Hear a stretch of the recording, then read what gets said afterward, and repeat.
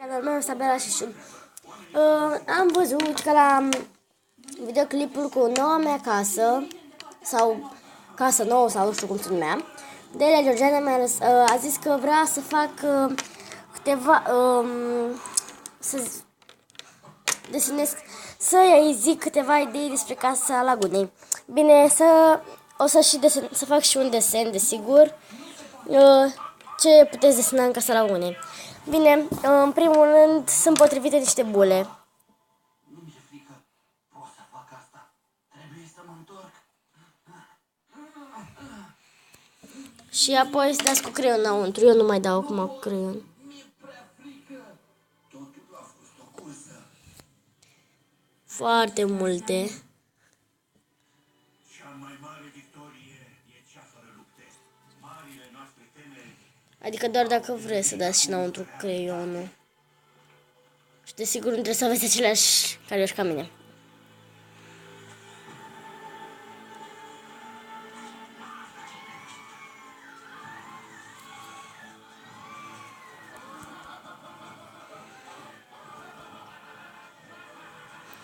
Așa, deci faceți niște bule, cam genul ăsta s-a potrivit ei. Apoi niște peștișori. Da, scuzați gălăgia.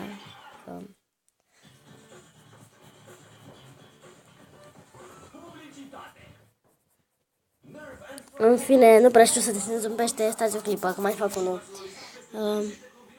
Bine.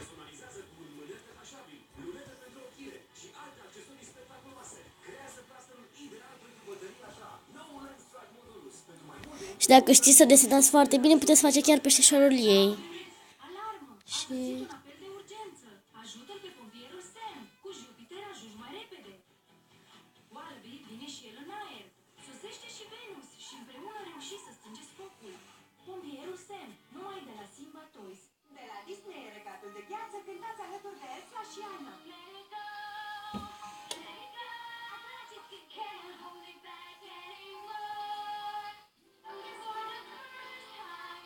În fine, n-a ieșit așa de bine. Și desigur voi îl faceți cu altă culoare. Acum eu am luat ce mi vine la mână. Și cam ceva de genul ăsta îi faceți pe pereți, pe covor, poți să faceți tot niște bule, dar pe covor doar bule. Puteți să scrieți numele ei, Laguna Blue, dar în genul ăsta să-l scrieți. Stați.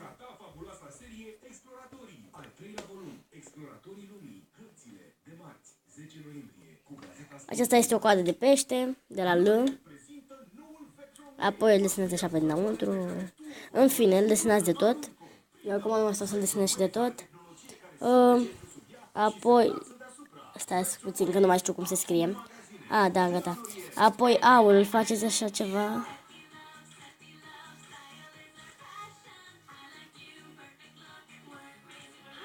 Și puteți să faceți niște solzi.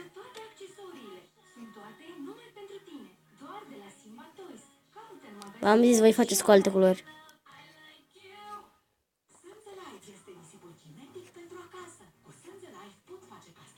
În fine,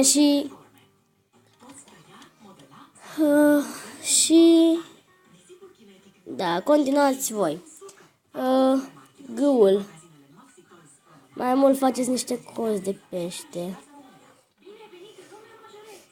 Eu așa zic ca mine să faceți mai mult niște cozi de pește. Apoi, cum v-am zis, solzi, ori lăsinați pe tot. Și oul faceți o bulă.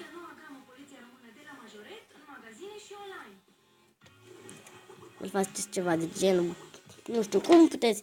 Acum cam și grăbesc. Bine, deci așa. Și așa continuați cu cozi de pește, cu solzi, cu mai multe. Și Blue la fel, numele ei. Puteți să scrieți și Monster High cum am scris eu. Uitați, puteți să faceți un desen aici așa, cu, stai puțin să mă gândesc, cu niște alge de mare. Algele de mare sunt cam, de exemplu, puteți, să zicem că aceasta e cutia, sau unde faceți voi. Așa, asta e cutia, dar o pun așa jos. Și luați de josul cutiei și faceți așa.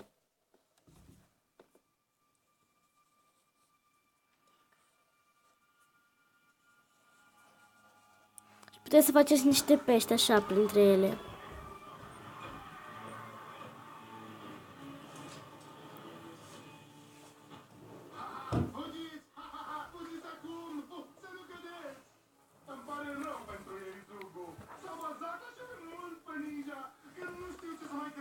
în fine, cum voiesc vouă pește, mă cam grăbesc.